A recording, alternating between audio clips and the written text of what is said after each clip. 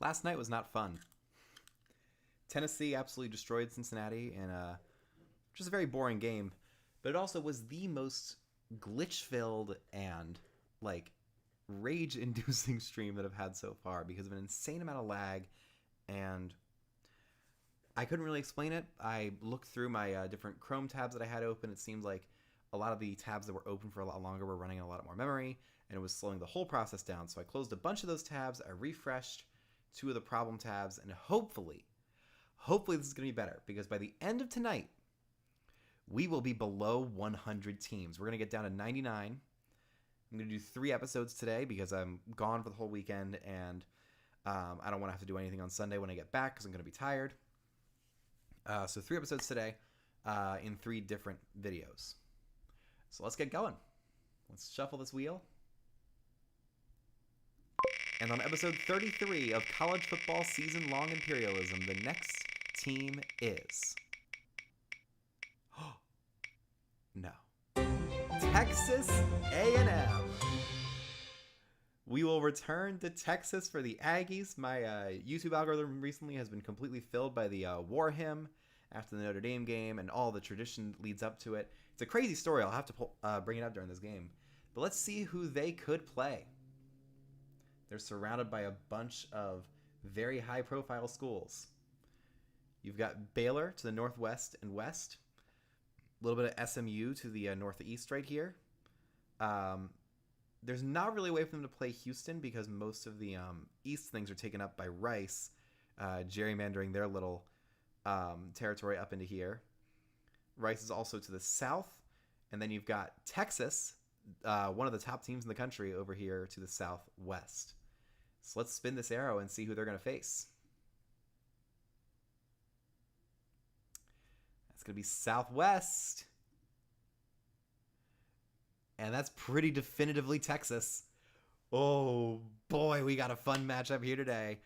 2 SEC teams taking each other on for the first time in this conference. And it's going to be a perfect way for me to talk about the Texas War Hymn, or the A&M War Hymn, and you'll see why in a moment. Let's get this matchup. So this is going to be good. This is going to be a very good episode to get us back on track. I'm very excited for this. So we're going to get Texas on the left and Texas A&M on the right. Aggies are an 88 overall, and Texas is a 93 overall. This is the most high-profile, high-skill game we've had so far in our 33 episodes of Imperialism.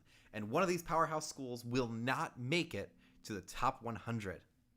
So the Aggies... Let's see, do we want to give them...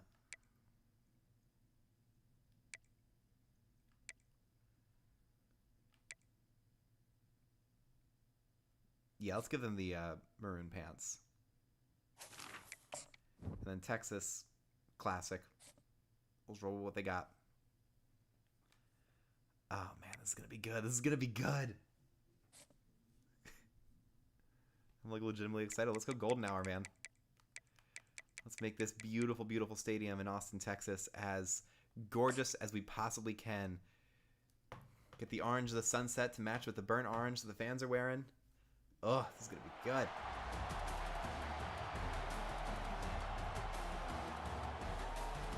Comes the lag, but I'm not bothered because there's the mascot that I don't know the name of. It might be, is it Bevo? I think Bevo's the name of the actual bull, man. Texas's fight song plays. Texas is actually the only real powerhouse team that I've seen in person besides Ohio State and Michigan.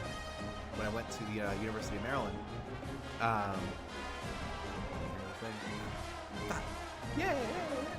it's a good fight song. We played against Texas at FedEx Field, former home of Dan Snyder and current home of the Washington Commanders, and it was an electric atmosphere. Thousands of Texas fans came out, and Maryland actually won the game after a crazy long rain delay. So, one of my fondest football memories for sure. Texas has a crazy huge fan base, as do the Aggies. I believe both of these teams sit at over 100,000 people strong. And this heated rivalry will once again be contested. And I'm going to make my volume a little lower because I just want to I want to hear the fans in this one. Here's Quinn Ewers, not injured in this universe. He sends his man in motion, tosses it out to the right side to be caught, and that'll pick up about 4 yards there. That's Isaiah Bond, the transfer from Alabama, making the catch. What a beautiful stadium. Like, before I die, I gotta really do a tour of some of the storied college football stadiums in the South, and this one absolutely is going to be out there. It's Darrell K. Royal, Texas Memorial Stadium, just under 100,000 people can fit in it. It's a great tackle by number 4 for A&M. That's Shamar Stewart, the defensive end. And that was Jaden Blue, the starting running back for the Longhorns. So it's going to work out 3rd and 6. Quinn Ewers is going to have to convert this with his arm. He's more than capable of doing so. Maybe the most talented quarterback in this game. Fakes the handoff, throws to the right. It's going to be caught for a first down. That's Silas Bolden making the catch. There's got one receiver named Golden, another receiver named Bolden. It's a common last name. And, oh my God. This is going to be a truly, truly electric atmosphere. We'll have to see how present the Aggie fans are once they score. And I'll make sure to talk about that fight song once it comes up. Ewers in the shotgun. Fakes the handoff, rolls, has a man to the right. That's number 26, who has a huge gain to the 40-yard line. He breaks a tackle and is taken out at 39. That's Quintravion Wisner. Making a great play. He's got a really fancy helmet there.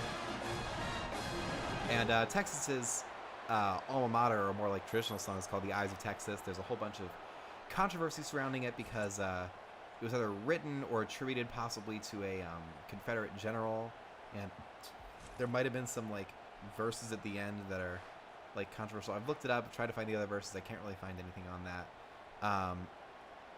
There was a minor push by Texas to retire the song, and then basically every single Texas fan stood up and said, "No, you're not taking this from us." And if that's not the spirit of Texas, I don't know what is. It's a cool song though. 23, that's Jaden Blue getting a big run for 5 yards. And there's really nothing like hearing that song, The Eyes of Texas, with all 90,000 fans just singing it in unison, like slowing down the end of it. It's a beautiful, beautiful tradition. And I was just texting with a friend earlier today saying that, like, you know, Halloween's one of the things that America does really right, but college football is one of the other ones. Like, those are my 2 favorite sort of elements of American culture. That and Broadway, of course, but that's not for this series. That's the other side of me. Very nice tackle for a loss there by number 11. That's Nick Scorton. Don't know how to pronounce that last name. He's a junior transfer from Purdue, coming in to play some high-level SEC football. Ewers on 3rd and 8 is able to get the throw away. Does he have a man down there? Yes, he does. Touchdown, Texas. Silas Bolden's 2nd catch of the game. And the Texas Longhorns will take the lead here. And as much as I love Texas A&M, I mean, I would prefer the Longhorns to stay in because they are a major, major powerhouse. It wouldn't make sense for Imperialism if they were knocked out so early. And I would love to come back to this stadium again because really nothing like Texas Warren. Here's Bert Auburn. What a great name. What a great name for a Texas kicker. He sends it through. And obviously Texas is, the big reason they're in the news right now is for their recent move to the SEC. Leaving the Big 12 behind and just like creating this powerhouse of a conference, giving it even more power and fan base in the state of Texas, which the Aggies started as becoming the first team from Texas to move into the SEC back in 2012 when Johnny Manziel was there. Here's Connor Weigman, maybe? It's a handoff to number 8 outside, and he is taken down for a short gain. That's Le'Veon Moss, their starting running back.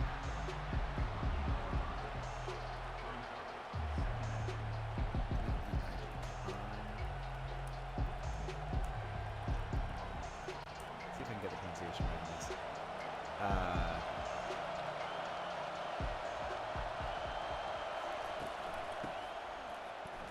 It's another run to the outside for Le'Veon Moss, and he's taken down for no gain. Wigman, got it. Thank you, Tamu Forums, for giving me that. It's Connor Wigman. Because I totally butchered, can I get it right this time? Nico Yamaleava's name yesterday during that stream from hell. So here's Wigman on 3rd and 7. Throws a quick pass. It's going to be caught, but he's not going to get to the first down.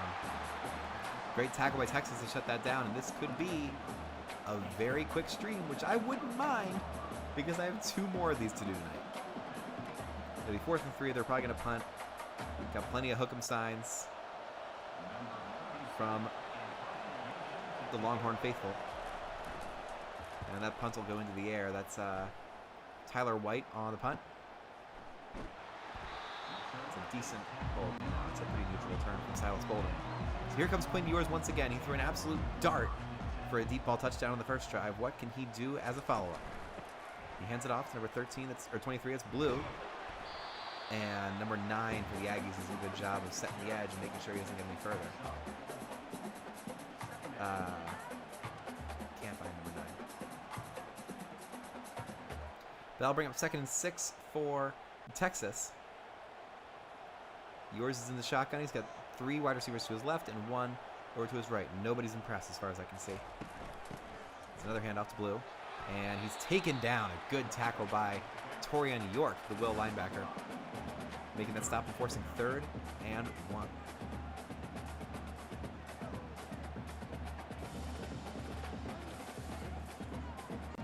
It's a good play. So now it's 3rd and short. You have to think it's a run to Blue, especially with only 1 linebacker in there. They're going to send him in motion, bring somebody else in to try and stop the run. They hand it off to Blue, and he gets the first down. I mean, at some point, like with the defense, you're just saying, all right, you can have the first down by not standing in the box there. Although they're probably more scared of Quinn Ewers' ability to throw over top of them than they are of Jaden Blue's running ability. He's a good running back, but his big play potential is nowhere near as big as Bijan Robinson, Texas' running back from last year. Hands up to Blue again. He cuts to the right and gets totally wrapped up by number 9. Trey Jones III. That's his name. He's on the injured list on this roster right here. For some reason, these Our Labs pages that I'm using for the rosters are using an unbelievable amount of memory. 2.1 gigabytes for this guy. I think the longer you have a page open, the more data it's using, maybe. Another run to Blue. He's been their workhorse today, and Texas A&M shuts that down.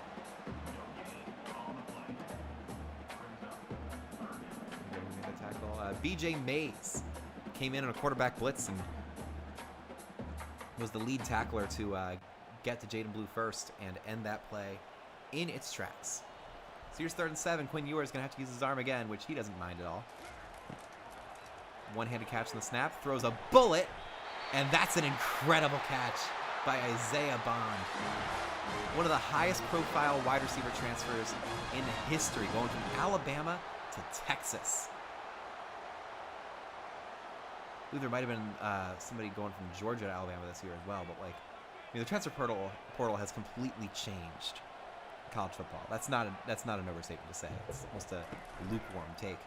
Ewers is dropped in the backfield by Shamar Stewart. A defensive end, he came off unblocked on that play. What happened? No idea how they could have screwed up that much to let Shamar Stewart go unblocked with no blockers back there. Like, if you're a running back going out on the flat route, see the defensive end coming in and just take one for the team. So that's not a loss of 6 pushing you to the outskirts of field goal range. Like, I don't know what else to say. Ewers in the shotgun. Has Blue next to him, and that's going to be the end of the first quarter. Texas in full control right now. They marched down the field and got an opening drive touchdown and then made a stop on the A&M offense. So now they have an excellent chance of making this a 2-possession game before the Aggies have really gotten going. Only 6 yards of offense for the Aggies in that first quarter.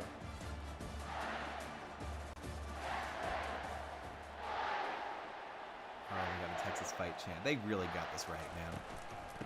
Ewers gives it off to Blue. Blue to the 35-30. Jukes inside, stays on his feet, and gets up to the 25-yard line, making it 32.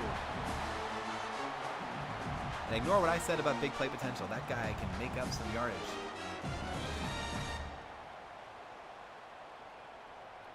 Texas fans getting excited. Let's see how they choose to attack this. Nobody playing press. They're in a run blocking zone, and there's Blue, who hurls through a gaping hole and gets a first down at the 13-yard line. Texas is in business. And this is a very good team they're facing. I believe Texas A&M will be the highest overall team to lose so far. Their overall rating might be higher than Clemson. I'd have to fact check that. Texas in the T formation here. It's probably another run. Nope, they send the wide receiver out. Gets a handoff to Blue. Cuts inside, and number 5 is there to make that stop. It's Shamar Turner. No relation, obviously, to Shamar Stewart. That's a crazy coincidence that these two guys, neither of whom are transfers, for a program like Texas A&M that relies so heavily on transfers. So here we go, 2nd and 9.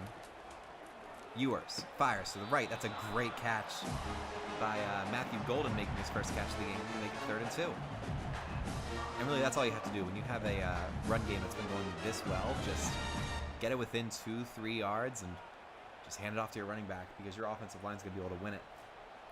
They have Kelvin Banks Jr., Hayden Connor, Jake Majors, DJ Campbell, and Cameron Williams on the offensive line. Some of those might be wrong. Cole Hudson is actually playing at right tackle. Ewers on 3rd and 2 is throwing for some reason. Throws to the left. It's going to be caught by Bond, and they will say he gets the first down to the 3. Hook him.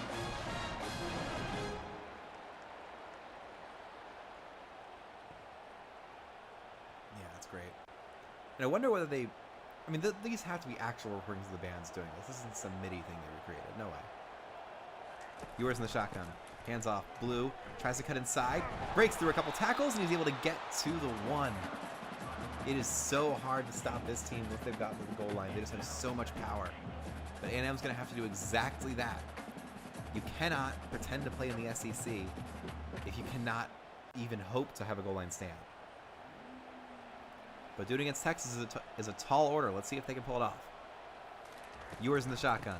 Hands off. Blue walks into the end zone. That's not Jaden Blue. That's Quintravian Wisner getting the 1-yard score and putting Texas up 14-0. And if A&M can't score any points on this drive, then we're going to Super Sim.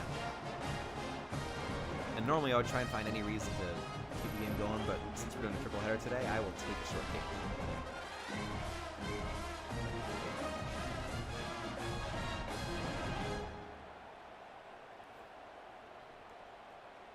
Great. Texas fans loving it. Here comes Michael Kern to kick the extra point. No, it's Bert Auburn, sorry.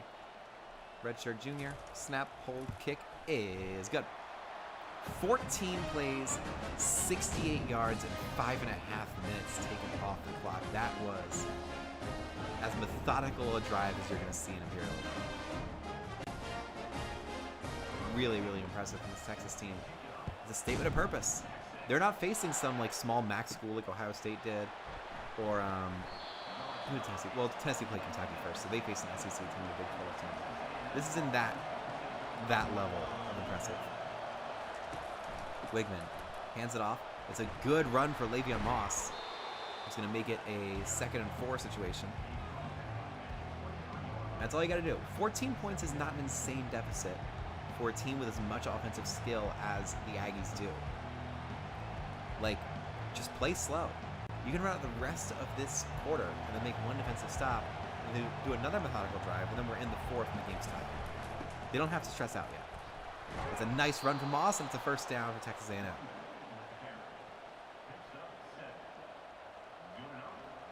And I don't even know if their band is here. They might not be here. So I might have to do my little spiel about Texas A&M's fight song right now, because they might be eliminated. So their song, it's called the Aggie War Hymn. It was written by a former student who was a soldier in World War I in the trenches out in Belgium. That's a beautiful run from Moss to the 40, 45, 50. He almost sets the edge, and he gets up to the 47. And it was a song that he wrote while he was in the trenches. And the first verse that he wrote is basically just a roast of Texas, the university, not the state. It's like, goodbye to Texas University. We like the maroon and white. Like, the Aggies are going to beat you in a fight. And then he says, "The eyes of Texas are upon you." That is the song they sing so well. And then all the fans go, "Sounds like hell." So their whole fight song is just about how much Texas sucks, which is great. That's a beautiful throw, but it's knocked away on 2nd and 10.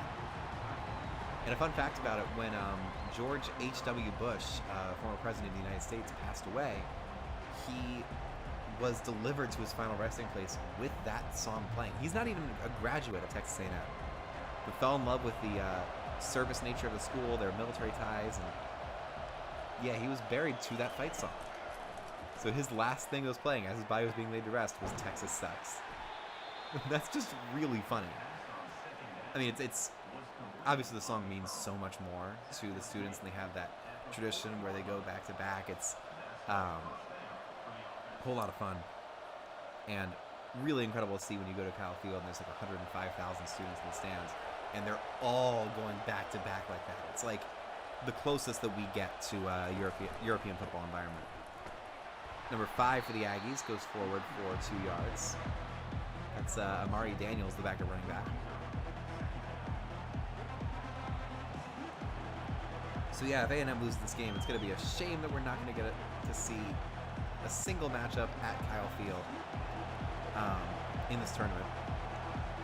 But, you know, that's just the brutality of Imperialism. Sometimes things don't go your way. It's another run to Moss. Cuts it outside, gets a little bit more space. That's not Moss, that's Amari Daniels getting the first down, and it's a 2-minute warning. They must have heard me, because I said go on a methodical drive, set up your running game, establish your physicality, and basically answer exactly what Texas just did to you. That's exactly what they're doing. Wigman on 1st and 10 in the shotgun. Tosses outside. That's going to be a catch for the tight end. 88. Yep, it's 88. That's no idea who that is. Maybe Donovan Green. Maybe Shane Calhoun, possibly.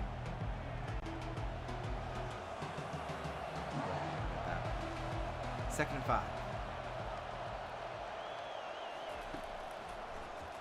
Wigman throws. Beautiful bullet pass. Can he get all the way to the end zone? No, he cannot, but he'll get up to the 2. That's Noah Thomas, the starting wide receiver. Flying into the middle.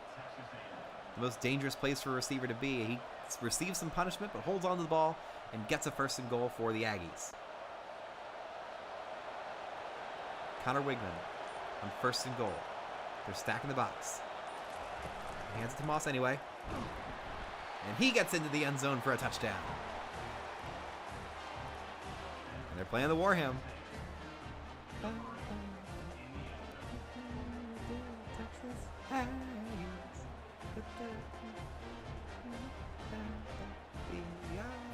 Texas are upon you. That is the song they sing so well.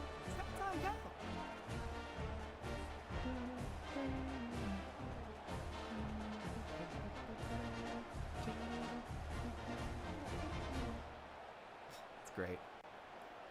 Might be the only time we hear that in Imperialism, but we're not going to Super Sim because Texas A&M scored on a beautiful methodical touchdown drive. 10 plays, 83 yards, using up 3 minutes and 11 seconds, and they are very much in this game. And that's what you would want to see ultimately against these two high-powered teams with a lot of talent on both sides of the ball. You don't want to see a blowout, which is what we saw with the Kentucky-Tennessee games. What we saw just yesterday with the Tennessee-Cincinnati game. Not this time. What can Quinn Ewers do to respond? He's going to pass him 1st down. Throws. Short. Caught.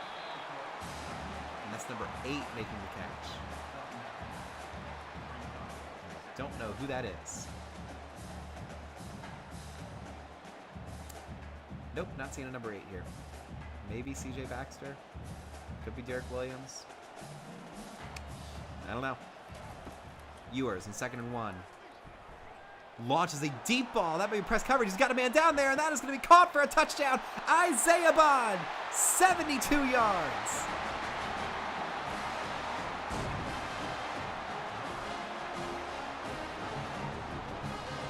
And he waited a while on that one. I'm guessing it was some sort of press coverage that started that play. but he didn't separate from his man until very late in play. Ewers had incredible protection and then just launched a nuke. That flew so high into the air, and it was perfect, picture-perfect placement.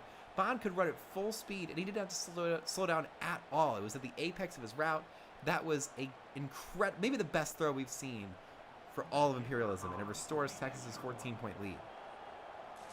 Snap, hold, kick is good. Aggies have all 3 timeouts here. If they attempt to get points, then we'll count this drive. And if they're not able to score, then we'll go to Super Sound. But, wow. That was an insane throw. There goes the kickoff for Texas, going over to A&M. And it's not a fantastic return, only to the 17. So 39 seconds to go. Texas A&M has all 3 timeouts, and they really should try and score.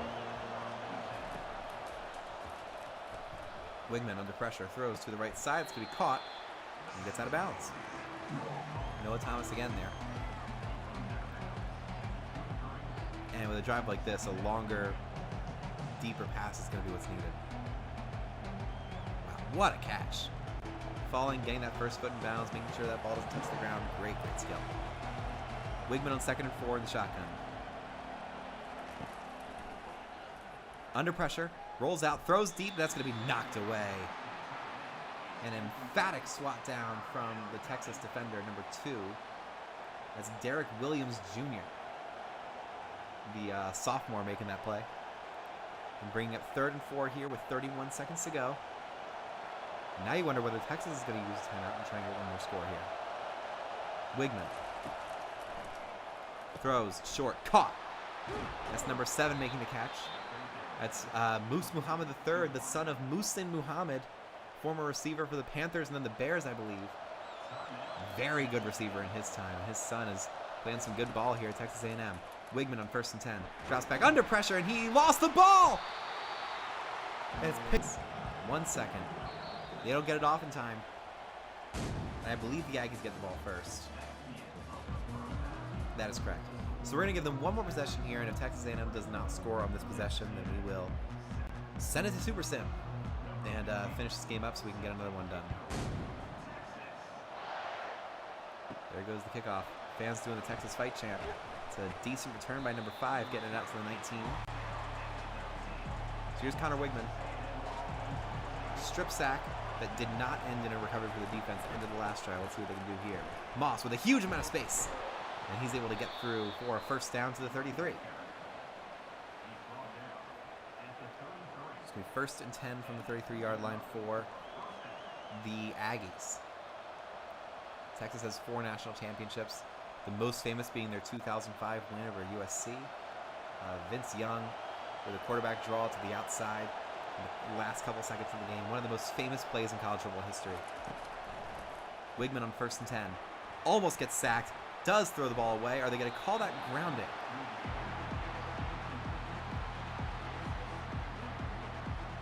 I don't think they are. So it'll be 2nd and 10. And this Texas defense, they're starting to get some consistent pressure, and that just takes away the route tree you're able to use, because a lot of these routes take more time to develop and properly read as a quarterback. All-out blitz. Wigman sacked. Pretty simple blitz concept there, and Jade Barron, the corner, flies in on a slight delay, and Wigman didn't feel him at all. At some point, if you blitz more guys than the offense can cover, you better have a short route in there, and Wigman had nothing of the sort there. It's 3rd and 19. And here's your season if you're Texas A&M. Wigman in the empty set. No extra blockers. They're bringing 5. Throws. Oh, no! It's picked off! And that's a pick 6 for the Texas Longhorns. Gavin Holmes, a senior transfer, is going to put this game to bed. Nighty-night. Went to Archbishop Rummel High School in Metairie, Louisiana. Started at Wake Forest. Played extremely well there, and now he's at Texas. And getting a pick 6 in Imperialism. Just a horrible, horrible decision by Connor Wigman. And Texas ends it.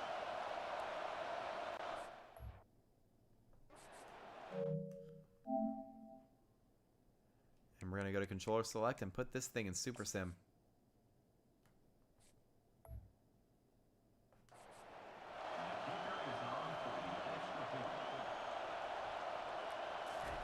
Snap, hold, kick is good. 28-7, and Texas has firmly taken control of this game. Let's go to Super Sim.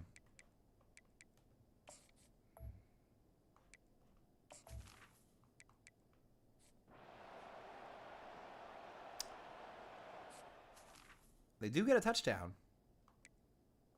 So let's go a little bit slower here and see what A&M does with the ball on 2nd and 13, 4th and 13. And they go for it and do not get it.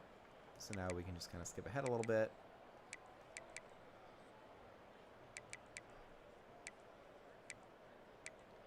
And they score a touchdown with 4 minutes to go. So we're going to jump back in here.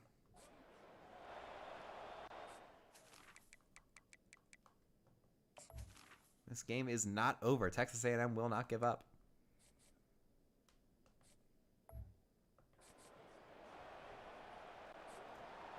We'll just do this kick return, and then we'll return it to CPUs. Let's see if Quinn Ewers can fully put this game on ice.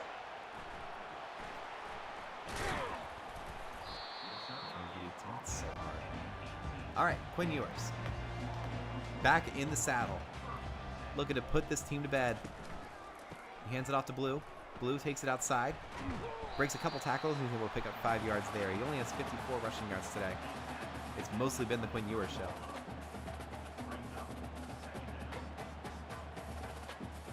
And that'll bring up 2nd and 5.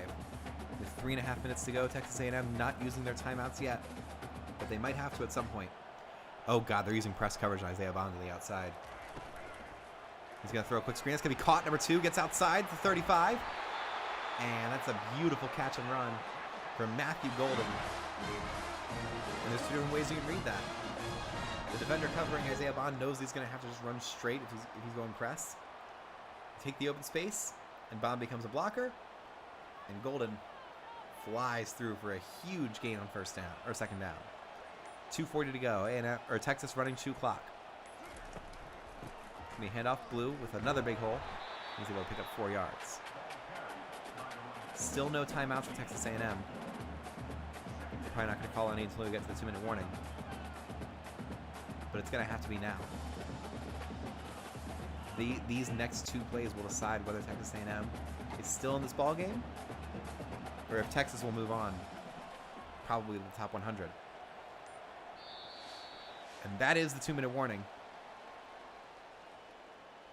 Here's your season if you're Texas A&M. Will you hear the war hymn again, or will it only make one audible appearance in college football season-long Imperialism? Ewers to Blue. Blue gets the 1st down. And that basically does it here. One more 1st down would officially end this game. But if the Aggies get this ball back, it's not going to be with much time. Ewers hands off to Blue, and he is taken down in the backfield.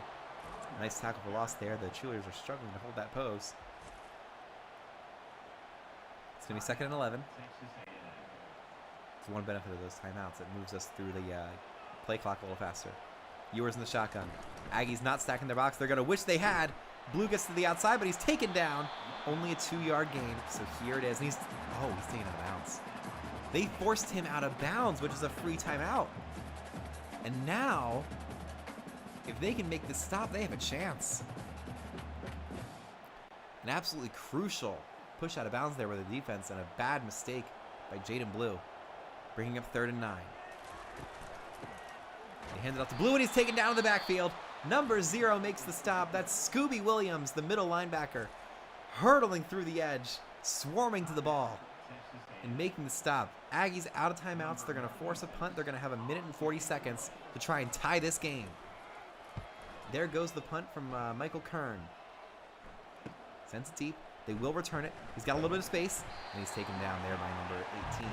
So here comes Connor Wigman, the drive of his life right here at Texas Memorial Stadium. Wigman throws to the right. That's going to be caught at the sideline, out of bounds. Good play. If you don't have anything, just go slightly forward and stop the clock.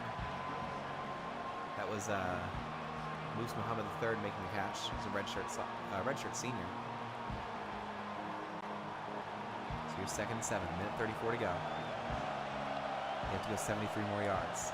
You got press coverage, both top and the bottom of your screen. Will he use it? He's got a man that's tipped up in the air and incomplete.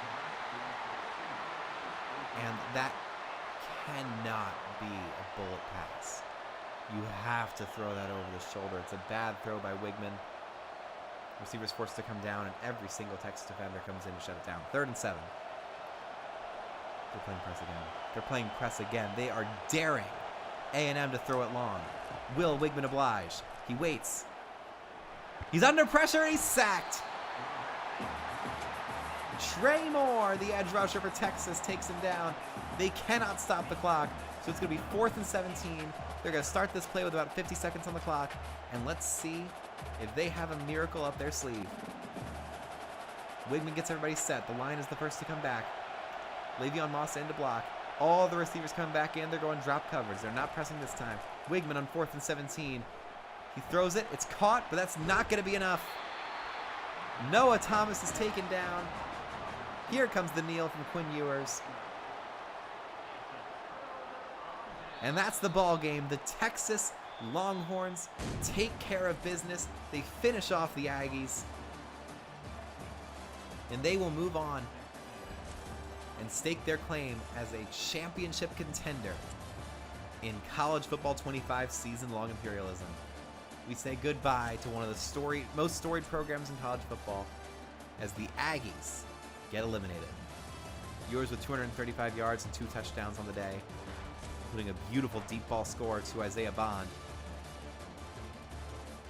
It's another great deep ball that he had to Silas Bolden. There's the deep ball to Bond.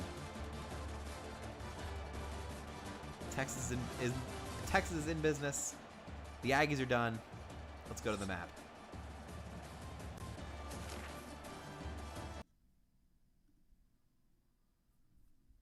Almost. Now we're going to the map.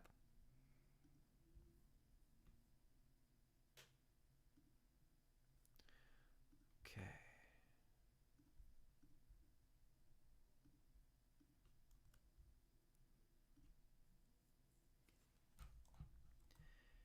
In Texas A&M, unfortunately, we have to say goodbye to a Texas university.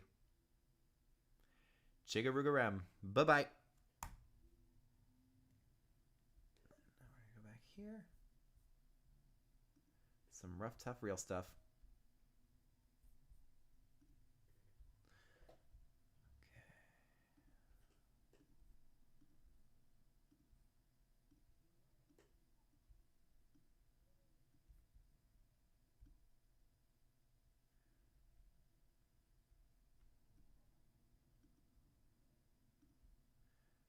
All right, now can we make Texas's big logo bigger at all there? No.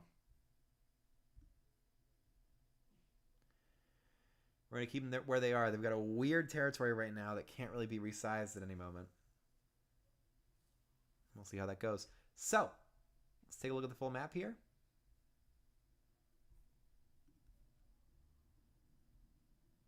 Well.